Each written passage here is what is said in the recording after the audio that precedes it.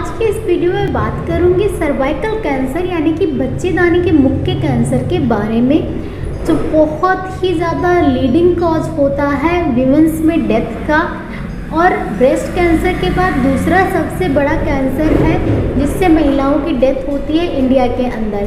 तो आज मैं आपको बताने वाली हूँ कि इसके कारण क्या होते हैं, इसके लक्षण क्या होते हैं, इसको आप डायग्नोज कैसे कर सकते हैं, इससे बच कैसे सकते हैं, और साथ में कुछ होम्योपैथिक दवाइयों के बारे में बताऊंगी जो बहुत यूजफुल हो सकती हैं आपको जब भी आपको सर्वाइकल कैंसर डिटेक्ट हो तो उसके ट्रीटमेंट के टाइम पे। तो वीडियो बहुत इन्फॉर्मेटिव है, अंत तक ज़रूर देखिएगा। चलिए वीडियो को स्टार्ट करते हैं। दोस्तों वीडियो में आगे बढ़ो इससे पहले अगर आपने मेरे चैनल को अभी तक सब्सक्राइब नहीं किया तो चैनल को सब्सक्राइब करके बेल आइकन ज़रूर प्रेस कर लीजिएगा, जिससे आपको मेरी अपकमिंग वीडियोस की नोटिफिकेशन मिलती रहेगी। अब बात करते हैं सर्वाइकल कैंसर के बारे में। सर्वाइकल कैंसर क्या होता है? जो बच्चेदानी हमारी होती है, जो हमारा यूट्रस होता है, उसका जो निचला पार्ट होता है, निचला हिस्सा होता है, उसको सर्विक्स कहते हैं। और जब उस एरिया में कैंसर डेवलप होता है तो उस कंडीशन को कहते हैं सर्वाइकल कैंसर। जनरली होता क्या है कि हमारी जो सेल्स होती हैं उसमें जो डीएनए होता है वो सेल्स को कहता है कि आपको क्या करना है। तो नॉर्मल टाइम पे सेल्स जो है एक टाइम पे मल्टीप्लाई होती है, उसके बाद ग्रो करती है, उसके बाद एक टाइम पे उनकी डेथ हो जाती है। लेकिन कुछ वजहों से जब वो सेल्स जो है अब नॉर्मल तरीके से बहुत ही ज़्यादा स्पीड से मल्टीप्लाई करने लग जाती हैं, बढ़ने लग जाती हैं, उनमें म्यूटेशंस स्टार्ट हो जाते हैं और उनकी डेथ भी नहीं होती है, तो वो सेल्स इकट्ठा होकर ट्यूमर बना लेती हैं, उसी को हम कैंसर कहते हैं। तो ज़्यादातर अगर हम बात करें कि इसके कॉजेज़ क्या होते हैं, सर्वाइकल कैंसर क्यों डेवलप होता है, तो इसका ऐसा कोई कॉज कंफर्म नहीं हो पाया, लेकिन ऐसा माना जाता है ज़्यादातर जो सर्वाइकल कैंसर के केसेस होते हैं उसके पेशेंट्स जो हैं HPV ह्यूमन पैपिलोमा वायरस से इन्फेक्टेड रहते हैं। ये एक तरह का सेक्सुअली ट्रांसमिटेड इन्फेक्शन है जिससे ज़्यादातर जो पेशेंट्स होती हैं वो इन्फेक्टेड रहती हैं जब भी उनको सर्वाइकल कैंसर डिटेक्ट होता है। तो एक लीडिंग कॉज हो सकता है सर्वाइकल कैंसर का।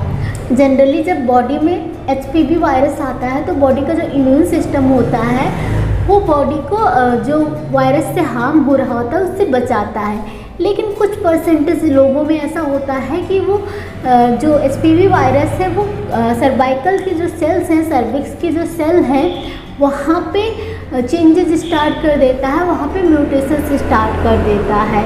अब ये क्यों होता है इसका कारण पता नहीं चल पाया है। तो सर्विक्स का कैंसर का एज सच कोई कॉज नहीं पता होता है, कुछ रिस्क फैक्टर्स होते हैं। रिस्क फैक्टर्स में जैसे कि मैंने बताया कि HPV इन्फेक्शन हो गया, इसके अलावा अदर सेक्सुअली ट्रांसमिटेड इन्फेक्शंस भी होते हैं जैसे कि सिफिलिस हो गया, गोनोरिया हो गया, कैलामिडिया हो गया, HIV एड्स हो गया।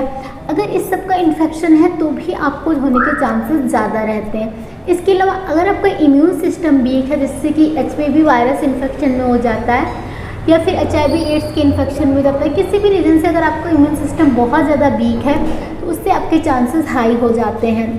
इसके अलावा अगर आपके मल्टीपल सेक्सुअल पार्टनर्स हैं या फिर अर्ली स्टेज से ही आपने सेक्सुअल एक्टिविटी स्टार्ट कर दी तो आपके चांसेस हाई हो जाते हैं। इसके अलावा अगर आप स्मोकिंग करते हैं, सेफ सेक्स प्रैक्टिस नहीं करते तो उससे भी चांसेस बहुत ज़्यादा हाई होते हैं STIs के और सर्वाइकल कैंसर्स के। तो ये सारे कुछ कॉजेज़ होते हैं, रिस्क फैक्टर्स होते हैं जिससे आपके चांसेस हाई हो जाते हैं। अब अगर हम बात करें लक्षणों की, तो सर्वाइकल कैंसर के लक्षण होते हैं वो मोस्टली बहुत ही कॉमन लक्षण होते हैं जो अदर छोटी छोटी बीमारियों में भी देखने को मिल सकते हैं, लेकिन ये वार्निंग साइंस हो सकते हैं तो इसको आपको कभी नज़रअंदाज नहीं करना चाहिए।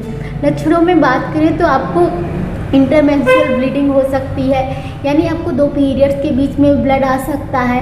इंटरकोर्स के बाद स्पॉटिंग या ब्लीडिंग हो सकती है। इंटरकोर्स में पेन हो सकता है।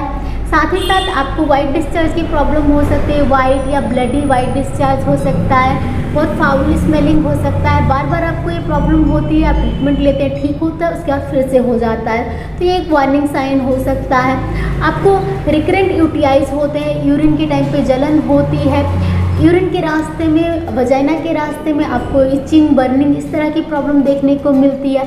आपको पेल्विक एरिया में दर्द रहता है, मतलब आपका जो निचला हिस्सा है पेट से लेके निचला हिस्सा उसमें दर्द रह सकता है। पेल्विक रीजन में दर्द रह सकता है, कमर में दर्द रह सकता है, पोस्ट मेनोपॉजल ब्लीडिंग हो सकती है, यानी कि आपका पीरियड जो है ख़त्म हो गया उसके बाद भी आपको ब्लीडिंग आती है। तो ये सारे कुछ वार्निंग साइंस होते हैं जिसको आपको नज़रअंदाज नहीं करना चाहिए। अगर ये आपको परसिस्टेंट है तो आपको ज़रूर टेस्ट के लिए जाना चाहिए। अब अगर बात करें कि इसके लिए क्या टेस्ट हो सकते हैं, क्या स्क्रीनिंग टेस्ट होते हैं, तो जनरली ऐसा माना जाता है कि 21 ईयर की एज के बाद लड़कियों को पैप स्मेयर टेस्ट करवाना चाहिए। ये पैप टेस्ट जो है जब भी 21 की एज की हो जाए लड़कियाँ, उसके बाद हर 3 साल में उनको करवाना चाहिए। स्क्रीनिंग टेस्ट होता है जिससे डिटेक्ट हो सके कि उनको सर्वाइकल कैंसर होने के चांसेस तो नहीं है, डेवलप तो नहीं हो गया है। और जो मैरिड वीमेंस होती हैं उनको हर साल ये टेस्ट कराना चाहिए।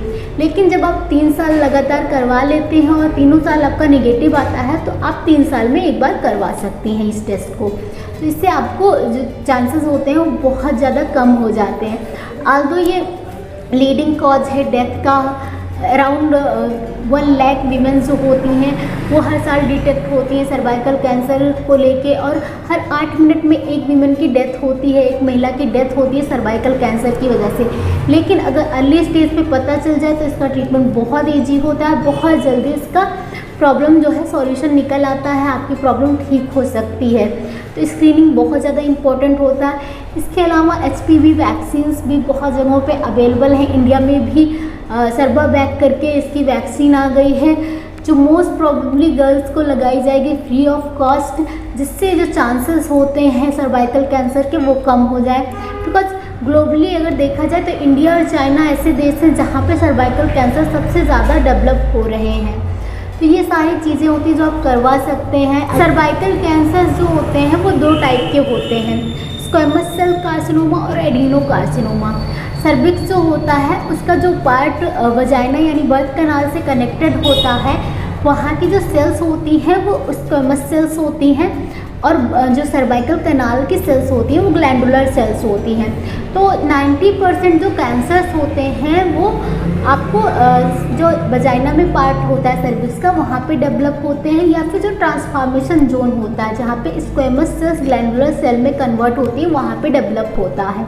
अगर हम इसकी ट्रीटमेंट ऑप्शंस की बात करें तो इसके लिए डिफरेंट ऑप्शंस अवेलेबल हैं डिपेंडिंग ऑन कि आप किस स्टेज पर हैं कैंसर की। तो इसमें आप सर्जरी हो सकती है, आपकी रेडियोथेरेपी, कीमोथेरेपी, इम्यूनोथेरेपी, ये सारी थेरेपीज़ हो सकती हैं। अब अगर हम बात करें कि आप इसको प्रिवेंट कैसे कर सकते हैं, तो सबसे पहला है कि आप पैप टेस्ट करवाइए, आप चेकअप करवाइए, अपना टाइम टू टाइम स्क्रीनिंग करवाते रहिए। इसके अलावा स्मोकिंग क्विट कर दीजिए, सेफ सेक्स प्रैक्टिस कीजिए। अब बात करते हैं कि होम्योपैथी में इसके क्या रोल हो सकते हैं। तो फ्रेंड डिपेंड करता है कि आपको क्या स्टेज पे है, आपका क्या ट्रीटमेंट चल रहा है। हर स्टेज हर ट्रीटमेंट ऑप्शन के साथ आपके सिम्टम के साथ कुछ ऐसी होम्योपैथिक मेडिसिन हैं जो भी आपका ट्रीटमेंट चल रहा है उसके साइड इफ़ेक्ट से, जो भी आपको सर्वाइकल कैंसर की वजह से सिम्टम्स आए उससे बचाती हैं, बहुत ज़्यादा हेल्पफुल होती हैं आपकी इम्यूनिटी बनाए रखने में। कुछ होम्योपैथिक मेडिसिन की मैं बात करूँ तो इसमें आपको नाइट्रम्यूर, थूजा, नाइट्रिक एसिड, हाइड्रेस्टिल, क्लियोजोटम, आयोडम, ये सारी होम्योपैथिक मेडिसिन हैं जो सर्वाइकल कैंसर्स में बहुत ईजिली काम आती हैं। लेकिन फ्रेंड्स मैं आपको यही सजेस्ट करूँगी, अगर आपको डायग्नोस हुआ है सर्वाइकल कैंसर तो आप ज़रूर किसी होम्योपैथिक डॉक्टर से कंसल्ट करके ही ट्रीटमेंट लीजिए, ताकि जो भी आपकी अल्टरनेटिव ट्रीटमेंट चल रहा है या आपको क्या ज़रूरत है अल्टरनेटिव ट्रीटमेंट की वो आपको पता चलता रहे। रिस्क नहीं लेना है आपको बिल्कुल भी सेल्फ मेडिकेट करके।